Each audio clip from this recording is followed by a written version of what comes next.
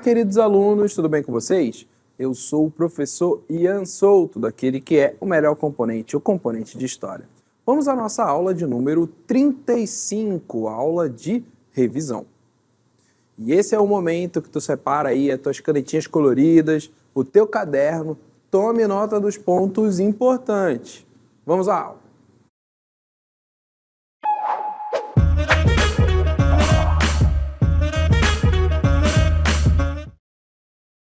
E a nossa aula de revisão irá tratar sobre um assunto muito importante, que é o período medieval.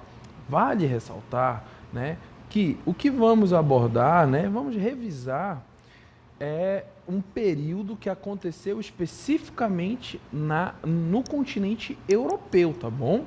Mas que vai, refletir no mundo ocidental e até mesmo oriental. Vamos ao texto, olha só. A formação da Europa medieval, ela foi moldada por um extenso processo de fusão, de elementos provenientes das culturas romana, germânica, e religiosa. O feudalismo, ele se estabeleceu como um sistema de organização política, social e econômica. Esse desenvolvimento pode ser compreendido ao analisarmos a distribuição de terras e cargos por Carlos Magno, aos nobres como condes, duques e marqueses, em troca de fidelidade e dependência pessoal, estabelecendo aí uma relação de vassalagem. Após a morte de Carlos Magno, seus vassalos e descendentes adotaram práticas semelhantes, doando feudos a outros, em troca de lealdade e submissão. Então, dentro do período feudal, você vai ter como característica, fundamental das relações sociais, econômicas, políticas e religiosas, justamente uma relação de suzerano, aquele que doa a terra, e vassalos. Então, dentro desse processo de doação, de terras em troca de fidelidade e pagamento de tributos, é que o sistema feudal irá se desenvolver. E para que possamos visualizar isso de um modo mais lúdico, vamos à animação.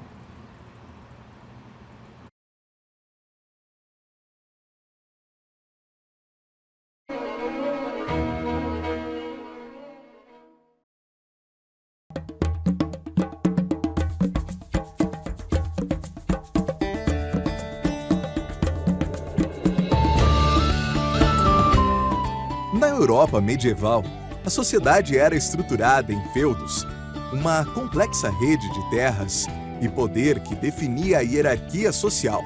Ela era dividida em rei, clero, nobreza, vilões, servos e escravos. Aqui observamos o rei concedendo terras ao nobre, estabelecendo uma relação na qual o rei se torna o suzerano e o nobre seu vassalo. O rei confia uma parte de suas terras ao cuidado do nobre, que aceita com respeito. Com sua nova posição, esse nobre agora tem o poder de distribuir parte das terras que recebeu a outros nobres.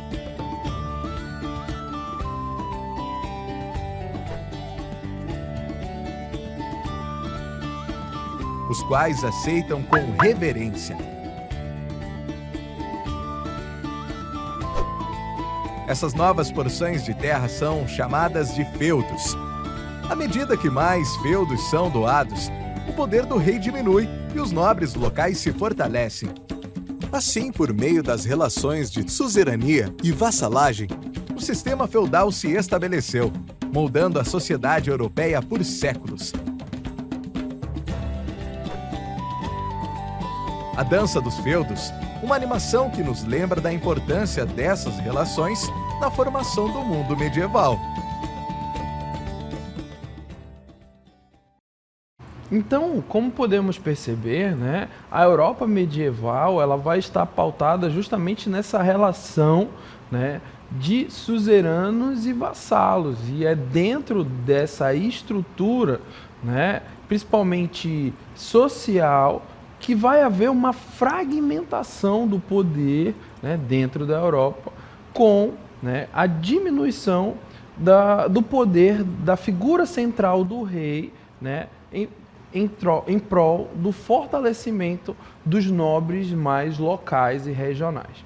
E esse processo ele se dava, né, a partir de toda uma estrutura, principalmente, né, de juramento de fidelidade. Olha só, na estrutura feudal, né, a doação de feudos era formalizada por meio de um juramento de fidelidade, realizado durante a cerimônia de homenagem, na qual tanto o suzerano, né, quanto o vassalo comprometiam-se mutuamente. Esse juramento estabelecia não apenas uma relação de lealdade, né, mas também impunha obrigações específicas a ambas as partes. Por parte do vassalo, né, podemos verificar algumas dessas obrigações, como prestar o auxílio militar, né, ao seu senhor, contribuir financeiramente no casamento da filha do seu senhor e no armamento do filho também deste, né? Assim como comparecer ao tribunal, né, para testemunhar a favor do senhor quando necessário, né? Então percebemos que temos 3 pontos: prestar serviço militar, contribuir financeiramente e comparecer ao tribunal para testemunhar a favor do senhor. Então, esses eram algumas das obrigações do vassalo. Já o suzerano, ele tinha, né, como obrigações prestar justamente esse auxílio militar, né, de proteção ao vassalo. Lembrando que estamos falando de um período onde a Europa estava em construção ali das delimitações, né, entre as nações. Então você tem justamente muitas invasões e o suzerano, né, com todo o seu poderio militar, fazia essa proteção aos seus vassalos, assim como comparecer ao tribunal, né, de defesa do vassalo. As principais características do feudalismo incluem as relações justamente baseadas na dependência e na fidelidade, o poder político descentralizado, então fragmentado, né, dividido entre diversos senhores, ao invés de ser concentrado no rei. O predomínio do cristianismo, né, como pauta religiosa e a produção econômica voltada para a subsistência. Então você tem justamente aí, né, dentro do período feudal, uma economia voltada para a subsistência ao invés das trocas comerciais. E aqui podemos perceber as estruturas do feudo, né? Como o manso senhorial, que eram as terras onde tudo era produzido, tudo que era produzido pertencia ao senhor, as terras comunais, né, que eram essas florestas e pastagens utilizadas por todos os habitantes, o manso servil, que eram as terras utilizadas para, né, os camponeses sobreviver e cumprir as suas obrigações para com o senhor.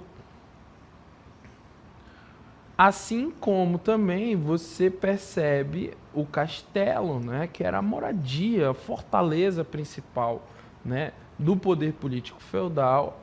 Claro, a igreja, né, que inclusive desempenhava um papel muito significativo, né, pelas regras sociais, né, as leis morais, tecia justamente esse poder ético, né, e legitimava justamente o poder feudal. Então a igreja ela era sempre uma instituição presente.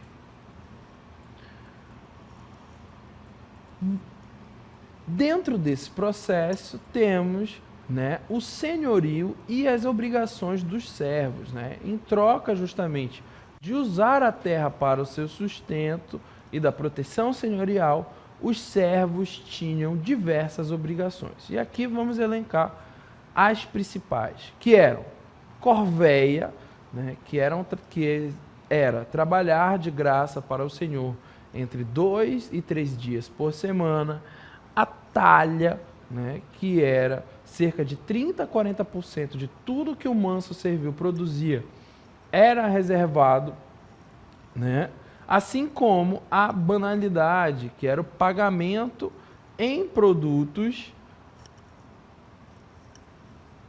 que os servos deviam ao Senhor pelo uso, né, dos instrumentos do dia a dia, forno, moinha, prensa, né, e outras ferramentas. Além dessas obrigações, havia outras menores, né, e o servo também tinha que pagar os 10% de dízimo, né, de sua produção à igreja. Essas obrigações, elas refletiam justamente essas relações e responsabilidades dentro da sociedade feudal.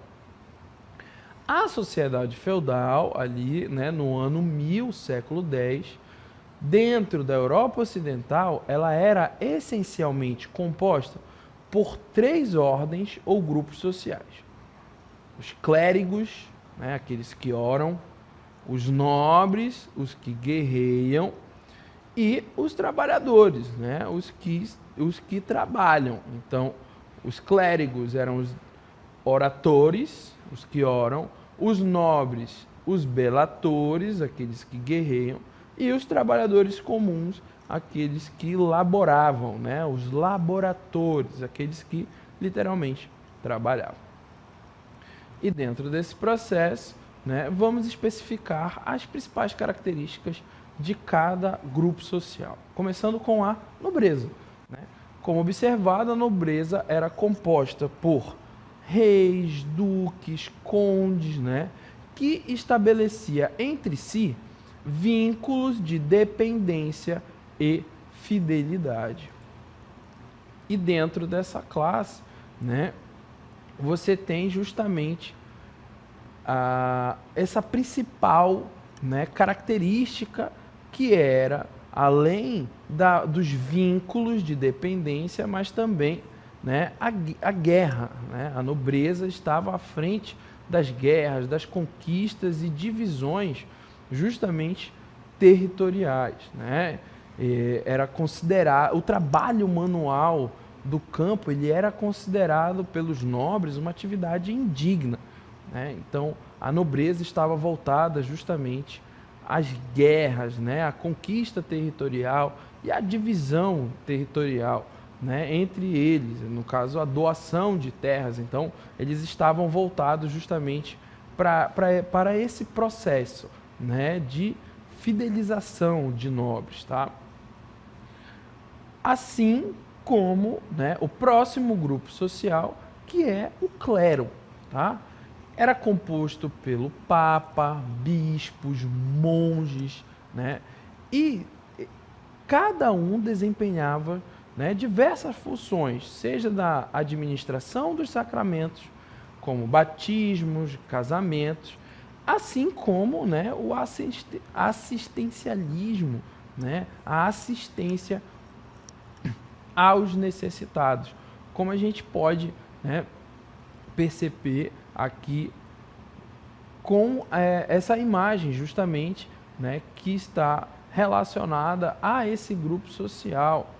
E eles, vale ressaltar, né, que dentro do período feudal, a igreja, ela era a principal instituição, né, detinha cerca de 1/3 das terras cultiváveis da Europa, né, e ela tornou-se a maior proprietária de terras dentro, né, da Europa.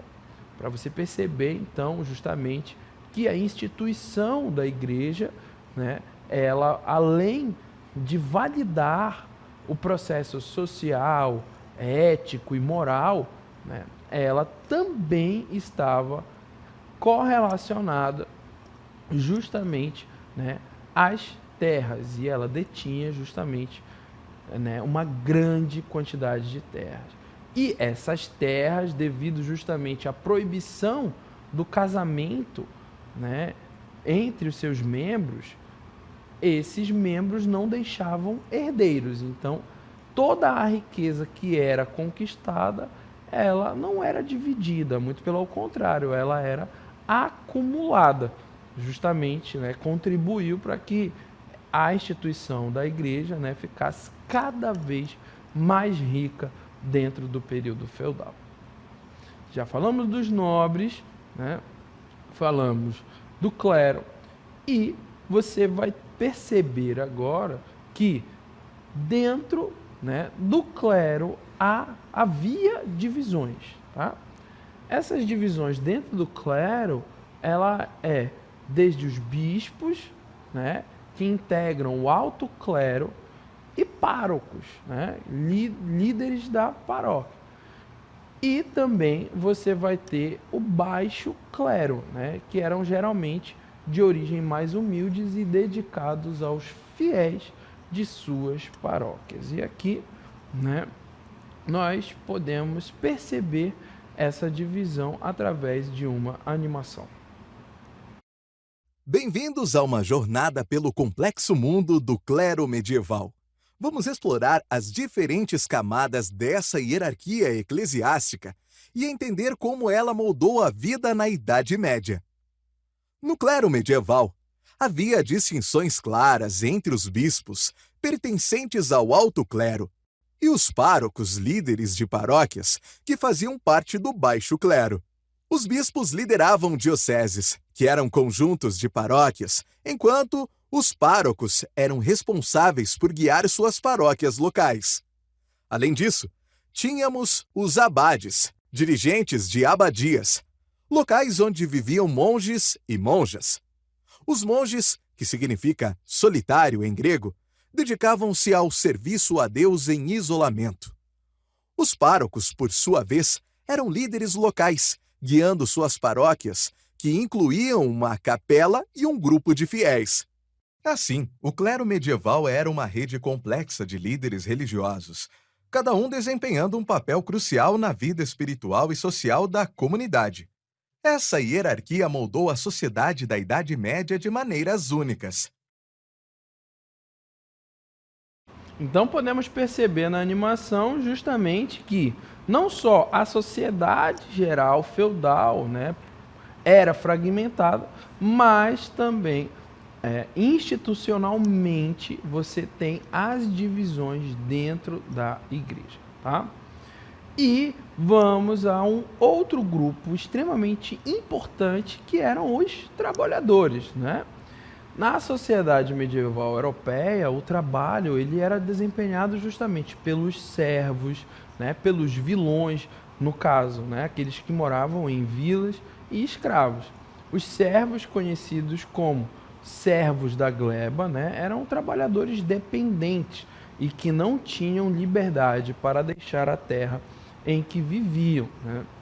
Percebemos justamente, né, que a sociedade feudal ela era extremamente fragmentada. Você tinha aqueles que oram, aqueles, né, que guerreiam e aqueles que trabalham. Então você percebe uma divisão muito bem, né, estruturada.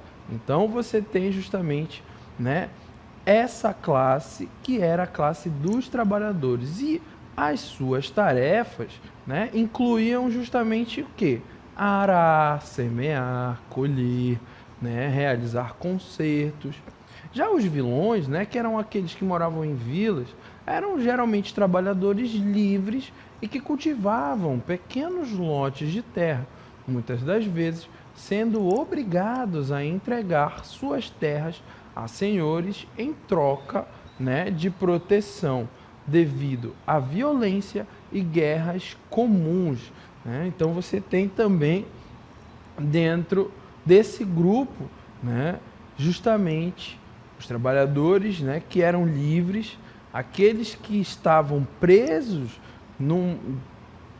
pelo sistema, né, de suzerania e vassalagem, que eram os servos, e você tinha também os escravizados, né, que poderiam ser vendidos, doados, né, e que apesar dos seus esforços eles não mudariam, né,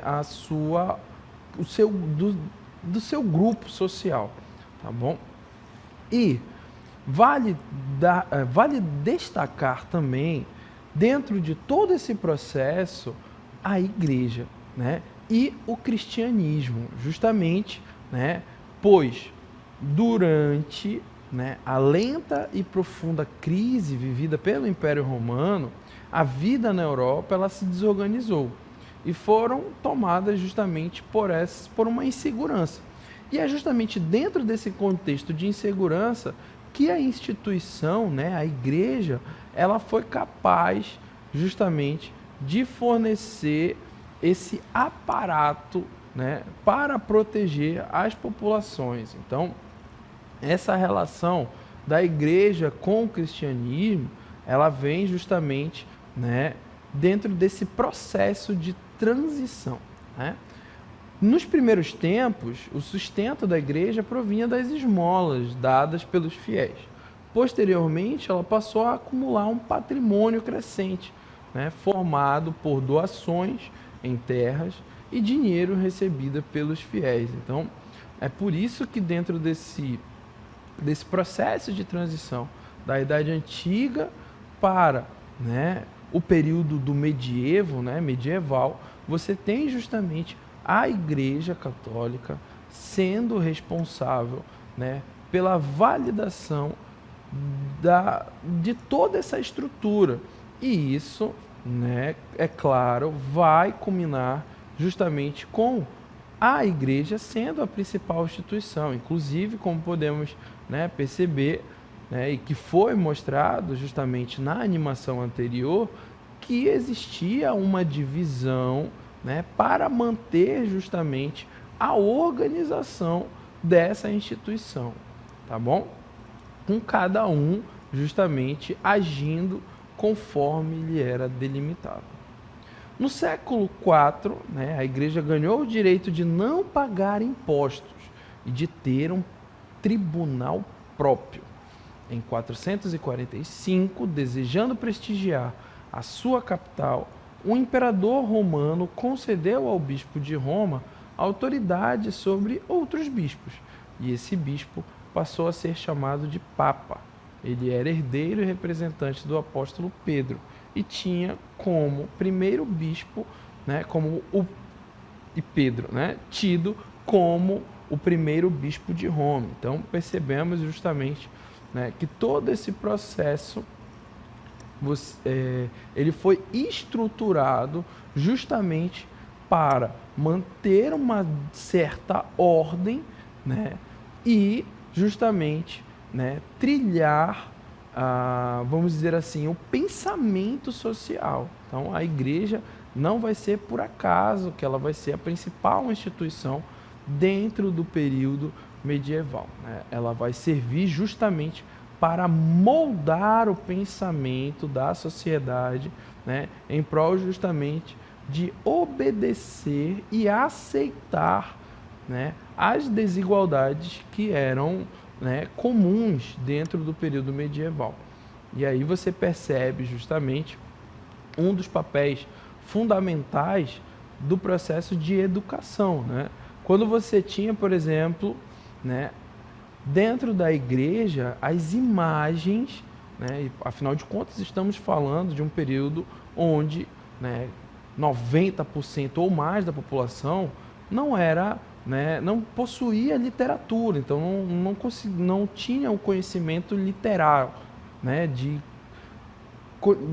ler, escrever, né, produzir. Então, muito por parte dessa dominação da igreja, ela vem a partir das imagens. Então você percebe justamente uma preocupação dentro da construção das igrejas, né, das imagens, de passar justamente as mensagens, né, de obedecer, né, justamente, de você ter sempre uma consequência, né, não ser rebelde.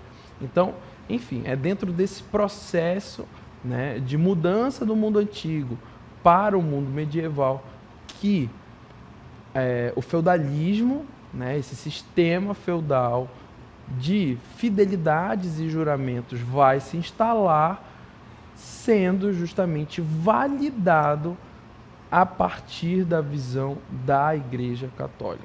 Bom, e assim encerramos a nossa aula de revisão.